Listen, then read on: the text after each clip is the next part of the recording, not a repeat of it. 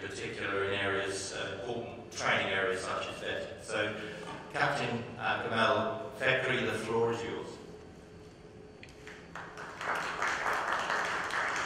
That my potential leadership is there. And I came up in a platform like everybody else. So put in your data. Then you just say my employment history. I was with KOTC, I've done that. And then what is my education and training? I'm a simple seafarer, mastermind. I don't make a lot of money, by the way, but I'm still a simple seafarer. I don't have a PhD and BND and PhD and all the stuff that you guys taught. I'm a simple seafarer. That's why a lot of the word that you said today I don't agree with. I would like to see the convention. I don't agree with Dr. Martin. He's my best friend, but we've always agreed to disagree.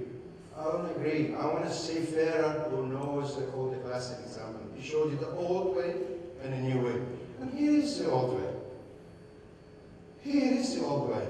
Success story. Old way. Nothing special. So I want you to learn that. And then with the BDB, once you did that, you have now put your plan into 3 stages. Short term, you're going to say, well, oh, by the way, the last bit there says personal preference or preferences or limitation. I didn't know at the time, so I just said, I have no limitation. My wife will go with me everywhere, anywhere. I have no limitation. I'll move. That's what I said. I'll not be restricted. What a fantastic statement that was at the time. Because immediately I was sent up to Hamburg to do the potential leadership training program, and I was sent up to other countries, and then of course came back to the Middle East. So, your objective should be in 3. Short term.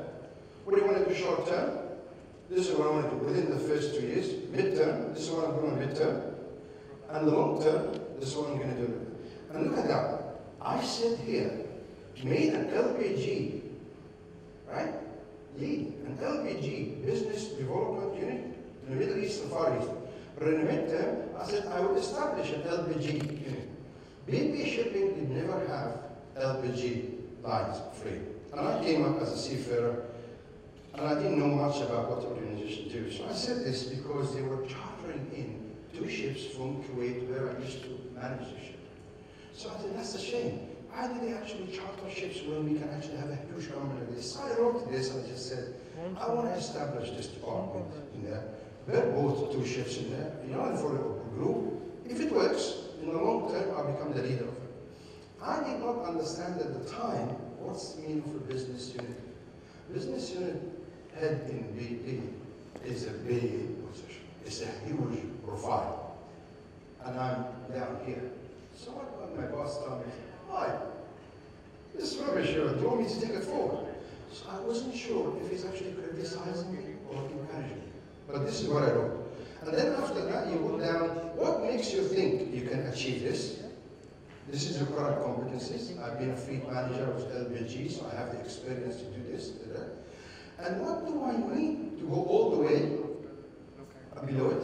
What extra training do I need? And if that extra training is provided, how am I going to execute it? That's the last one. This was the key success. This is what I followed. And this is what I did to the letter.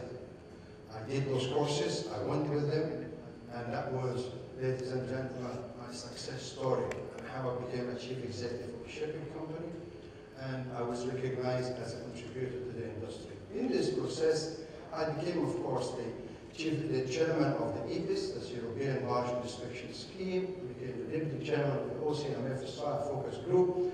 I also took the executive committee for the LNG sector inspection regime. I did a lot of positions that, I don't want to give it as a headache to you. I just want to tell you that this is a real example that I would like you to share with all the students and just say, here's a simple guy from the academy